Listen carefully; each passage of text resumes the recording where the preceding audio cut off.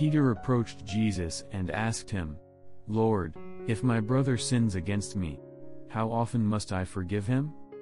As many as 7 times?" Jesus answered, "I say to you, not 7 times but 77 times. That is why the kingdom of heaven may be likened to a king, who decided to settle accounts with his servants. When he began the accounting, a debtor was brought before him who owed him a huge amount.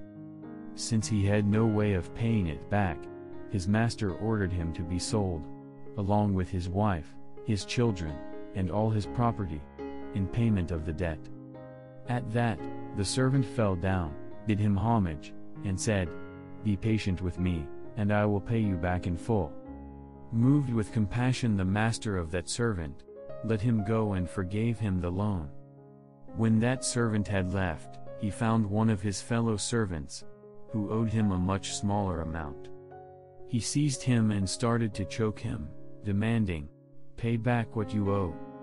Falling to his knees, his fellow servant begged him, 'Be patient with me, and I will pay you back.' But he refused. Instead, he had him put in prison, until he paid back the debt. Now when his fellow servants saw what had happened, they were deeply disturbed, and went to their master, and reported the whole affair. His master summoned him and said to him, 'You wicked servant! I forgave you your entire debt because you begged me to. Should you not have had pity on your fellow servant, as I had pity on you?' Then in anger his master handed him over to the torturers, until he should pay back the whole debt.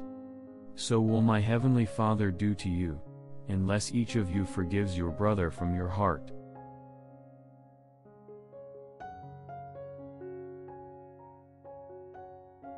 La parabola di oggi ci aiuta a cogliere in pienezza il significato di quella frase che recitiamo nella preghiera del Padre Nostro. Today's parable helps us to grasp fully the meaning of that phrase we recite in the Lord's Prayer, "And forgive us our trespasses, as we forgive those who trespass against us."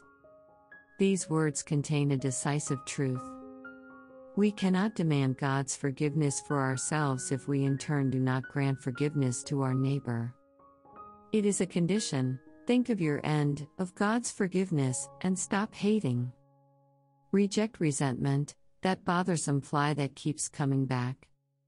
If we do not strive to forgive and to love, we will not be forgiven and loved either.